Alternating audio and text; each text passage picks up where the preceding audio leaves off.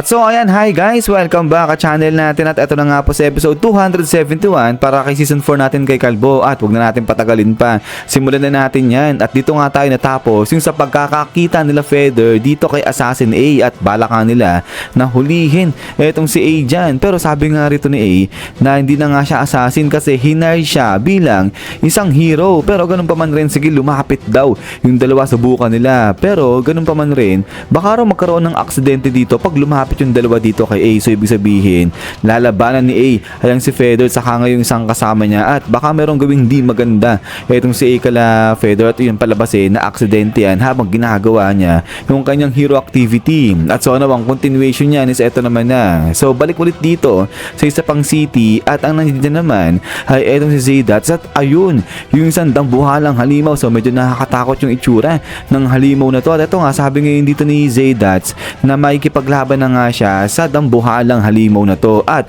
eto sa pamagitan nga ng gagawin niyang pakikipaglaban sa halimaw ay maiko-convey niya o may paparting niya sa kanyang mga empleyado na harapin nila at lumaban sila sa kung anumang difficulties ng kanilang hinaharap sa kanilang buhay. So medyo may pagkamalalim pa etong si Zaydat. Tapos ayun nga, nandito siya sa loob nung kanyang parang armor na nga to o battlesuit na robot at eto nga ngayon biglang sinindihan na ngayon ni Zaydat etong kanya yung parang sigarilyo at eto nga sabi niya nga rito may 915 na employees yung nag-iwan ng like dyan nga sa kanya. So parang ibig sabihin nag-post pa yata rito itong si Zaydat bago niya kalabanin yung dambuhalang halimaw at ito nga sabi nga dyan starting combat mode. Pero ito bago magsimulang makipaglaban itong si Zaydat sabi niya nga dyan na itong kanyang armor, itong kanyang battle suits ay ginawa yan para sa kanya mismo na nagkakahalaga ng 200 billion yen. So grabe, sobrang mahal, 200 billion yung pinagawa niya sa armor na yan at ayun ay talagang custom made yan, talagang para sa kanya lang yan.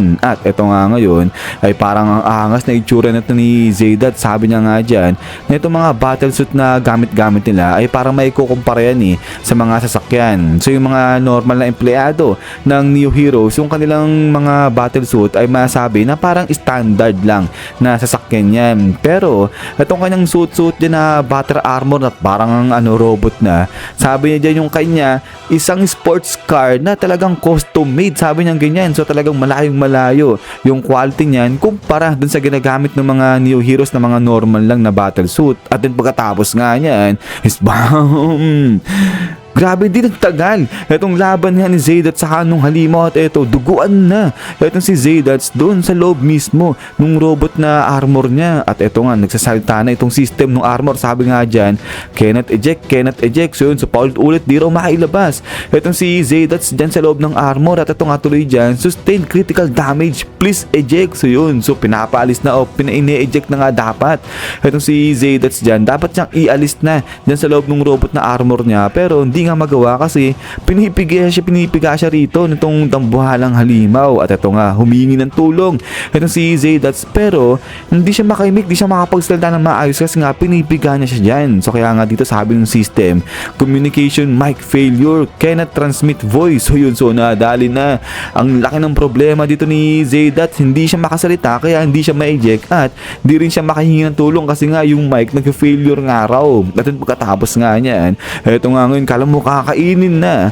etong si Zaydat ng dambuhalang halimaw na to. At ito nga yung pangalan ng halimaw, si Meat Dumpling Neither. Ayan, at disaster level niya demon, so malakas-lakas etong halimaw na to. At ito nga tuloy sa pagsasalita yung system, sabi niya nga dyan paulit-ulit sustaining critical damage, please eject. Pero yun nga cannot eject, paulit-ulit lang yung sinasabi nga dyan yung system. So wala na, nagkakagulo-gulo na dito sa side ni Zaydat kasi ang yabang ng lalaki na to pera lang naman niya yung ginamit niya para nga sa pakikipaglaban niya sa mga halimaw. Pero yun nga di talaga uubra yan. At ito nga bubulong-bulong na ito si Zaydat, dito siya makasalita ng maayos kasi pinipiga na siya sabi niya nga dyan natulungan daw siya at saka ayaw niya pang mamatay pero hindi na nga umuubra kasi yung boses niya hindi na naipapadala sa pamamagitan ng mic kasi yung mic nasira na nga. At ito nga ngayon yung mga tauhan niya ay ito naka-standby lang at pinagmamasdan pinapanood kung ano yung nangyayari dyan sa leader nila. At sabi nga nila, teka lang, nahuli na yung kanilang new leader na si Zaydats, paano na yung gagawin nila ngayon? At eto, tinatanong nga nila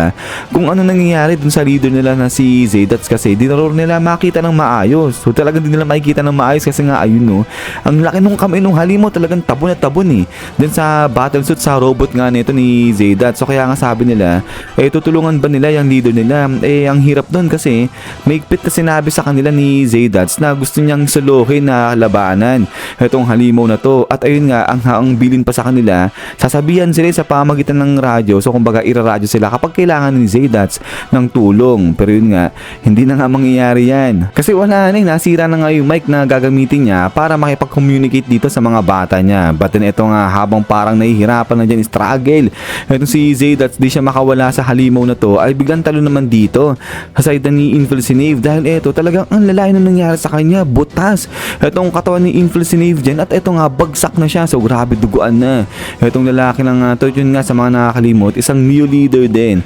Itong si Infelsinave, at ito nga, tinatawag siya nung kanyang mga tauhan na nga rito, di sila makapaniwala na ganito yung nangyari sa kanilang leader. At ito nga ngayon ay bulong-bulungan na yung mga tao niya. Sabi nga nila dito na hindi sila makapaniwala, hindi raw umepekto yung divine power ni Infelsinave laban dun sa halimaw. So ano rin klaseng halimaw? Saka isa pa, nasa na ba yung halimaw na yun? Umalis lang yung halimaw na hindi man lang sila pinapansin, sabing ganyan. So kaya nga ito talagang sigaw na itong mga bataan nga dyan ni Infelsinave. Sabi nga nila dyan, napakiusap, wag daw silang iwan ni Infelsinave yun kasi nga parang mamamatay na dyan si Infelsinave kasi bagsak siya at butas nga yung bandang sa may dibdib niya. At ito ngayon, sabi nung iba ay baka raw na reincarnate na itong si Infelsinave sa ibang mundo. At then after nga niya na ito nga ngayon, itong dalawa na parang hero na to ay pinagmamasdan lang yung mga bata nga niya ni Infelsinave. At sabi nito nung nakashade na yung halimaw ba yun, nagawa niya na butasin yung battlesuit ka na gamit-gamit nila. At itutuloy niya nga dyan,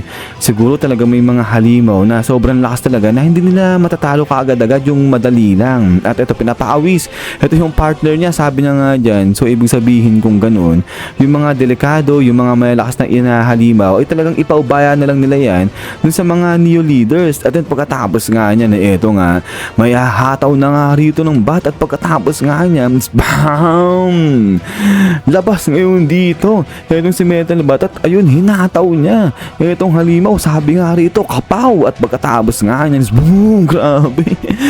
Kala mo halos sumabog itong halimaw na hinataw ni Metal Bat gamit itong kanyang bat. So grabe, ang lakas din talaga nito ni Metal Bat May kita rito yung ginawa niyang paghataw sa halimaw. Parang di pa ganung persado, yung tamang hataw lang ba yung ginawa niyang atake dyan. Pero ito nga, sabog kagad dyan, wasak kagad itong halimaw na nga na to. At ito nga ngayon, pang sige dito, bagsakan na nga dyan, nagsisilaglagan na pa isa-isa. Ito yung mga pira-pirasan nung laman ng halimaw na hinataw nga nito ni Metal Bat. At yung pagkatapos nga niyan, isyan. So hanggang dito lang ito sa episode 271 natin. At so ayan, ay parang 2 down na neo leaders para dito sa heroes o sa neo heroes natin. At talagang may kita nga natin dyan, ito si Metal Bat naman, humahataw na nga rin siya rito. So talaga lang tatrabaho siya bilang isang neo leader. Pero yun ay eto na nga, eto si Metal Bat naman, yung i-feature dito kung paano trabaho yung gagawin niya bilang isang neo leader nga dyan sa neo organization. At yun nga guys, ay ulit ay maraming salamat sa panonood dito kay Kalbo natin. At hintay-hintay lang para sa next episode natin dito. At so ayan, so lagi mag-ingat. God bless nila lahat at kita-kits tayo ulit.